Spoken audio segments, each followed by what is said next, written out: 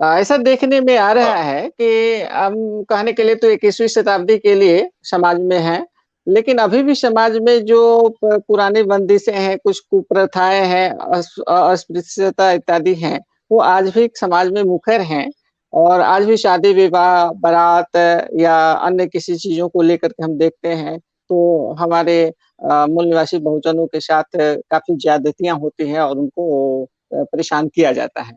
लेकिन कई बार इस तरह के जो घिनौने करतूत होते हैं, इन करतूतों में जिन लोगों के नाम आते हैं, मीडिया के माध्यम से जो सामने आती हैं, उसमें देखा जाता है कि कुछ अतिवादी हिंदू संगठनों के भी नाम आते हैं और चर्चा के केंद्र में वो आ जाते हैं। लेकिन ऐसे नाम और चर्चा के केंद्र में आ जाने के बावजूद भी उनके खिलाफ कोई बहुत बड़ी कार्रवाई, कानूनी कार्रवाई नहीं हो पाती है। तो बहुजन समाज के लोगों ने इस पर किस प्रकार से सामाजिक रूप से इसको काउंटर करना चाहिए था या इसकी बातों को आगे रखना चाहिए था।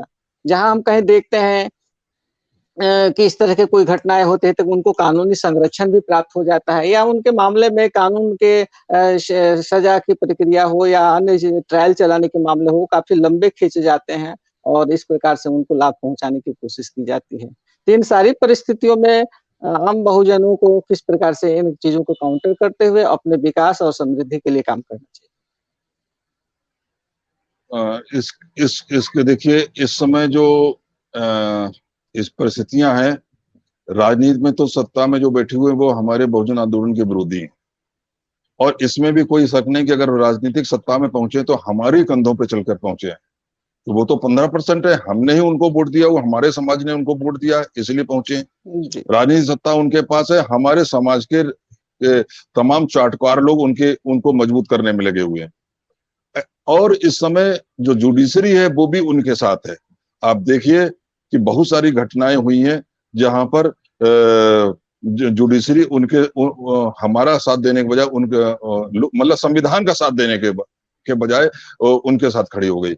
अब एक उदाहरण देखता हूं कि जो हाथरस में घटना घटी, एक दलित बच्ची जो बाल्मीकि समाज की थी उसको उसके साथ रेप करके उसको मारने की कोशिश की गई, बाद में उसको दिल्ली में जो है उसकी डेथ हुई। उसको जो है उसकी अंत्येष्टि क्या कहा जाए, उसको एक तरीके से परिवार की मर्जी के बिना, परिवार को ऊपर साथ में लिए बिना पुलिस ने उसको आग लगा दी, उसको फूंक दिया।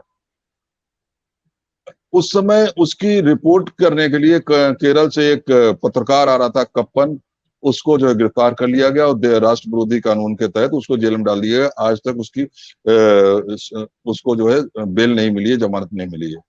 वहीं पर एक दूसरा पत्रकार है जो कि अपने चैनल पे हमेशा नफरत के बीज बोता रहता है, लेकिन उसको सत्ता का संरक्षण प्राप्त है, सत्ता का हाथ उसके सर पर है और वो सत्ता को के समर्थन में ही अपने नफरत के बीज बोलता है, समाज को बांटने का प्रयास करता है। और वो जो है उसको 48 घंटे में सुप्रीम कोर्ट सारे कानूनों को एक तरफ रख के, सारी परंपराओं को एक तरफ रख के सारे वो जो है उसको 48 घंटे में जमानत देता है।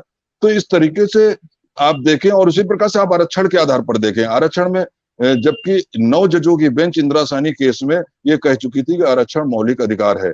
16/4 के तहत जो आरक्षण मिला है, उन्होंने कहा कि 16/4 जो है 16(1) की व्याख्या है, आरक्षण मिला है वो आरक्षण प्रावधान 16(1) में ही है, अनुच्छेद 16(1) में है। अनुच्छेद 16/4 16(1) की व्याख्या है, अगर 16/4 नहीं भी होता तब भी 16(1) में आरक्षण दिया सकता है। और 16(1) मौलिक अधिकार का मामला है, तो एक प्रकार से जी। आरक्षण मौलिक अधिकार का मामला है। लेकिन सुप्रीम कोर्ट ने अभी पिछले साल 2 केस में ये जजमेंट दिया कि आरक्षण मौलिक अधिकार नहीं है, और एक जजमेंट में ये भी कहा कि राज्य के ऊपर डिपेंड करता है कि वो आरक्षण दे या ना दे।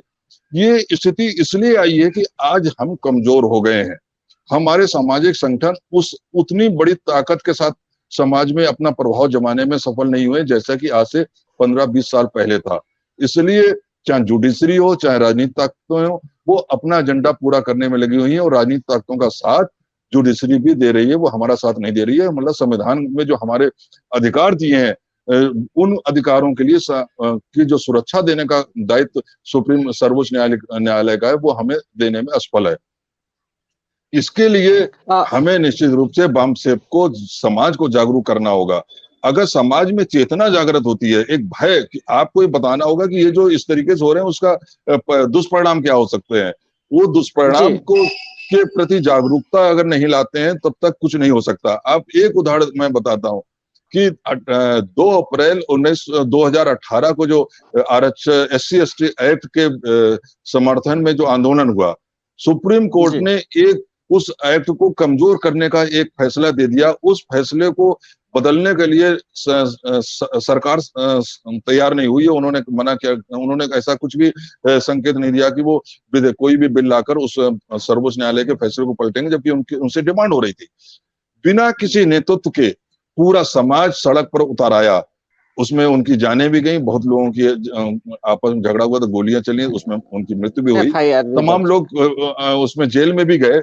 मेरा ये कहना है कि आप जब बिना नेतृत्व के वो समाज सड़क पर क्यों उतरा? इसलिए कि उसके अंदर ये भय पैदा हुआ कि अगर आज हम SC/ST एक्ट के समर्थन में सड़क पर नहीं उतरेंगे तो आने वाले समय में हमारे समाज को, जो गांव में रहता है, उसको ये लोग मार खाएंगे और हमारी पीढ़ियां, जो आजादी हमें बाबा साहब के आंदोलन से मिली, वो खत्म हो जाएगी। उस तरीके का भय, उस तरीके की सच्चाई, जो भयानक सच्चाई है, उस सच्चाई का दर्शन हमारे सामाजिक संगठन कराने में फेल हुए हैं।